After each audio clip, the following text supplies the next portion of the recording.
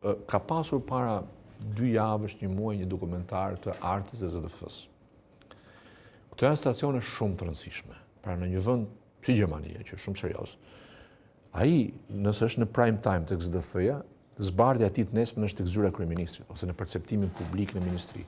Kush dilte Shqipëria që thoshte fatkeqësi për Shqipërinë. A është Shqipëria një shtet mafios? Kjo që diskutojmë në bashkë. Drogë, dollar, diplomaci.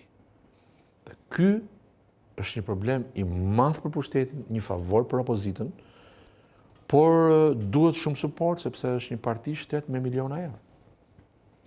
Me miliona euro. Miliona euro. Dhe kam përshtimin që sot është bërë në mënyrë legale.